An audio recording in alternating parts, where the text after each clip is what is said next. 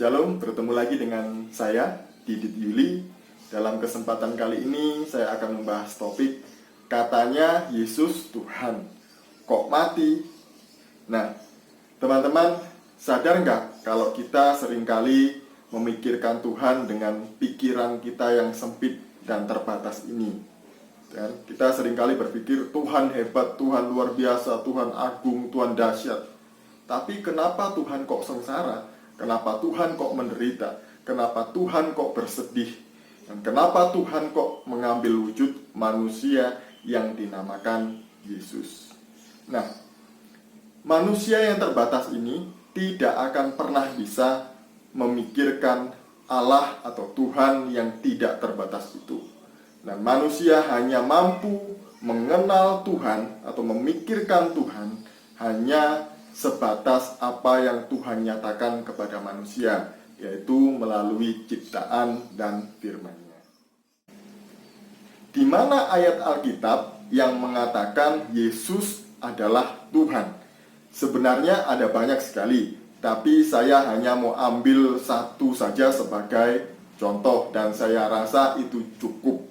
Nah, di dalam Yohanes 14 ayat 6, Yesus berkata, Akulah jalan dan kebenaran dan hidup. Tidak ada seorang pun yang datang kepada Bapa kalau tidak melalui aku.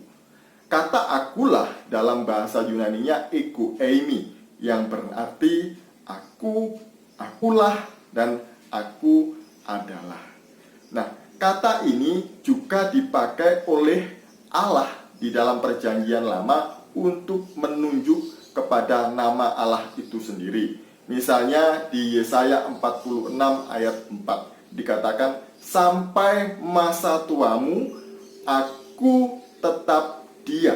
Nah, dan juga di Yesaya 43 ayat 25, akulah Dia yang menghapus dosa pemberontakanmu. Kata aku diterjemahkan dalam bahasa Ibraninya anihu, dan dalam teks Septuaginta diterjemahkan dengan ego eimi. Dan kata ini juga sejajar dengan perkataan Allah di dalam Keluaran 3 ayat 14, di mana Allah mengatakan, Aku adalah aku. Dalam bahasa Ibraninya ehye, esher, ehye. Juga diterjemahkan dalam teks Septuagintanya, yaitu ego eimi. Nah, kata ini menunjuk kepada nama Allah.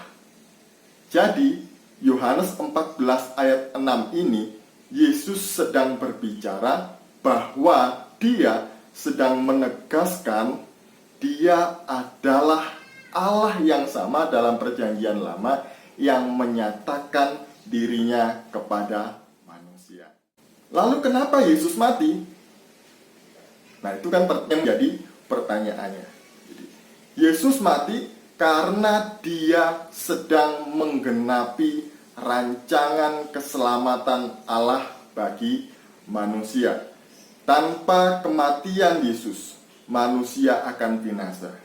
Jadi, melalui kematian Yesus, manusia yang berdosa diperdamaikan dengan Allah.